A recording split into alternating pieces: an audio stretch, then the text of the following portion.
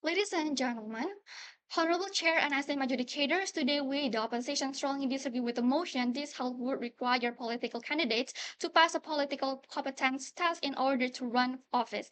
We believe that requiring a political competence test is not only dangerous to the principles of democracy but also vulnerable to bias, exclusion, and manipulation. Ladies and gentlemen, before I dive into our constructive, let me first respond to what we've heard from the Prime Minister. The government begins with a diagnosis of distrust and political nihilism in the status quo. But what they offer is a solution that sounds good on paper yet falls apart in practice. They propose a political competency test, but what they never, but who decides that counts as competence? Let's begin point by point. The competency test, they claim the test that would ensure knowledgeable leaders. But politics isn't a multiple choice exam. Some of the leaders are those who live in the consequence of bad politics, not those who scored well in politics theory. This test privilege those who are good at memorizing, not necessarily those who are good at governing. Political competence should include political knowledge, legal understanding to be able to understand the principle of human rights and etc. Furthermore, leadership decision making, which in this case cannot be only be measured by passing the competency test but also social practice. When the proposition team mentioned professional experience in health, law, industry, this is not part of the motion. We are talking about political competency tests here, not work experience. These are this claim that relevant professional experience will be part of this of its mechanism. Often the best political are those who have diverse in life and work experience outside of politics. By imposing a certain task or professional experience, we risk eliminating candidates who have unique grassroots understanding of issues facing society. And secondly, the government say this task will rebuild trust, but that's not how trust works. People don't trust politicians because they pass exam. They trust them because they show up their communities when they fight for public services, when they listen, when they deliver. This policy may give the illusion of professionalism, but it removes authenticity. It tells the public that the system is only for the educated elite. That makes people even feel even more disconnected, not more engaged. This task will reduce the political nihilism and increase the trust of participation. There is no guarantee that this task will make people more trusting of politicians, but it could be the opposition. People will see the system as more elitist and exclusive. Participation grows from representation and trust, not from certification. The public will actually be more encouraged to vote charismatic candidates, not those who scored high on tests. Why? Because emotion, image, and personal closeness matter more than numbers on paper. Therefore, competency test is irrelevant to solve the public trust. Okay, with that, let me now present our case.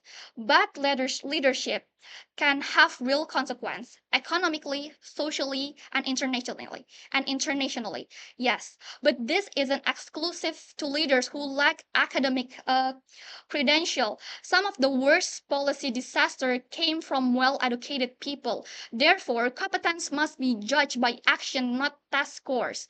Tests do not measure true leadership or accountability. That's my first argument. So this argument focuses on the main weakness of government's proposal, that the test cannot accurately measure by the quality required for effective political leadership. Exam, no matter how hard they are, only test theoretical knowledge and memorization. However, a good leader needs more than that.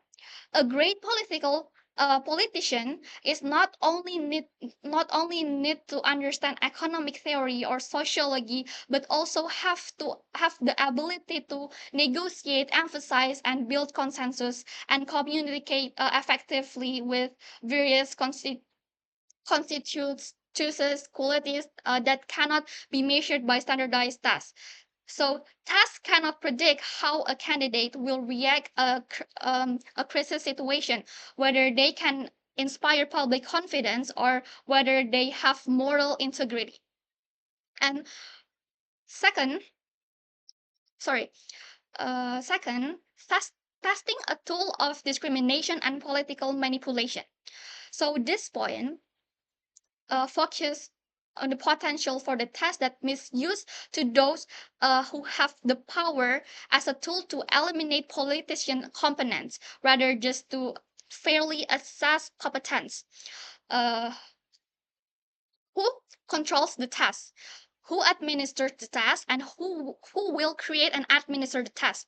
Most likely, this is will be the job that of the incumbent government or an emergency appointment by the government.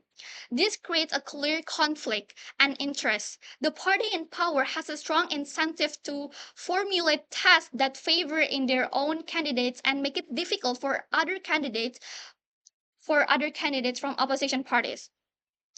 Cheating does not always take a form of stolen ballot box. In this context, cheating can be covered.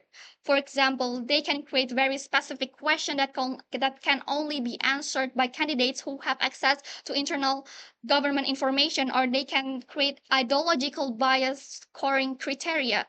They were only answer that match the view of the ruling party are considered correct. And thirdly, tests can make politics more divided and unfair. There is no way to make a test is 100% neutral or fair.